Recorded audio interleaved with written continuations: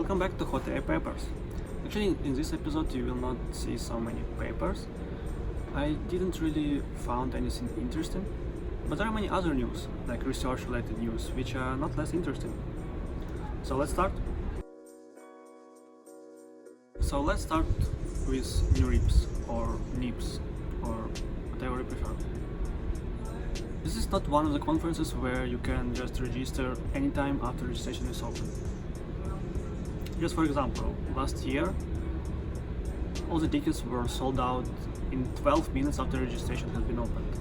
So like just tickets to attend the conference, which is completely crazy. So in this year, to avoid such an issue, because it's clearly an issue for participants from different parts of the world, for authors and so on, so they did another crazy thing. They made this registration for a conference as a lottery. So now from 6th to 12th of September you need to register yourself, just like saying your basic information, just to enroll in the lottery, and you may get a chance to get a ticket, because it's just not enough tickets for all. So this registration, or not registration but enrollment in lottery, has started. If you was thinking about going there, just don't forget to enroll. You have time until 12th of September, and then they will just send out some emails for winners with links which you can follow and use to register to buy a ticket, or not to buy. Then it's up to you.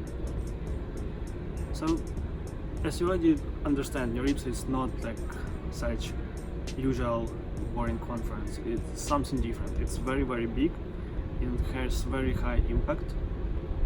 So I have some stats from this year. This year they got around 6,800 submissions, from which around 1,500 were accepted. The highest numbers of papers accepted were from Google as a whole, Google Brain and DeepMind. So maybe if you split them it will be less.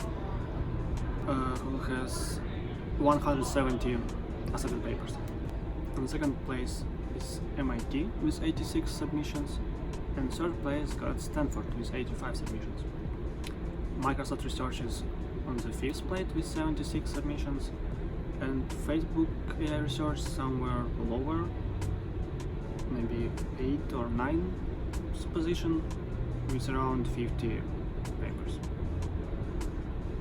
which is still a lot. So NeurIPS will take a place in Vancouver from December 8th to 14th, and yeah, we're just looking forward to see a lot of interesting and very exciting works there.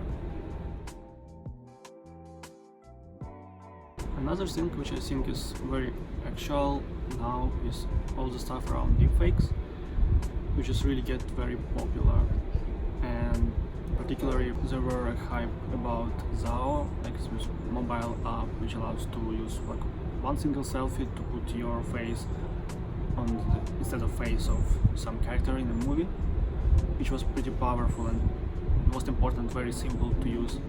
And also there is a published code DeepFakes Lab, which has Windows wrapper and basically Windows built app for making deepfakes, which again makes this technology more accessible to wide audience. So I would say such tools, such technologies really make people worry about issues with deepfakes. And I heard about challenge from Facebook and Microsoft, like where they put a lot of money just to create new datasets and create new models on detecting deepfakes. So it really gets very serious now. I can't say that I share this awareness about deepfakes. Isn't even now anybody who can use Photoshop can create pretty convincing content like photos and fake videos, and especially professionals, if they will spend a few days, they can create something very, very convincing and very realistic. Yeah, maybe deepfakes make it easier. That's true. But still, I don't believe that it will change like perception of news completely. And even now, like, news are very subjective and they can be controlled very easily. So if you completely believe in everything said today and you're afraid that it will change tomorrow, I have bad news for you already today. The last thing is this recent report from OpenAI. Basically, they finally released GPT-2, which is, as they say, very powerful and very dangerous language generating model. Which initiated a lot of discussions previously, like half a year ago, when OpenAI, which you may think completely open research organization, refused to publish the source code. And many people say that well, it didn't make much sense, like why they refuse, and this argumentation is not so convincing, that it's kind of too dangerous and it will create a lot of fake news again. Yeah. And I think now they didn't have other option to not release this model, because it already was reproduced completely by 5 different groups, including like 2 just students in university. So like it really doesn't help anyone to keep it in a secret when it's already not secret for anybody.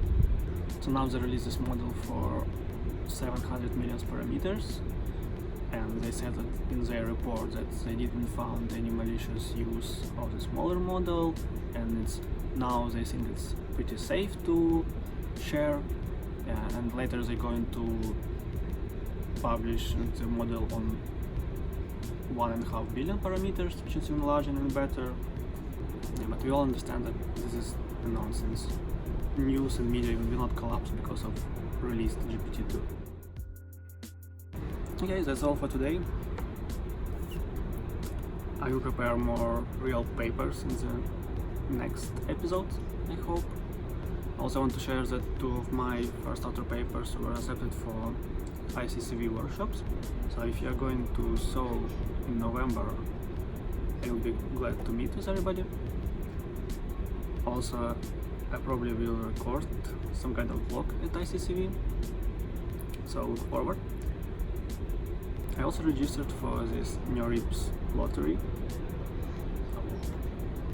Let's try my luck. That's all. Thank you for checking out. Bye.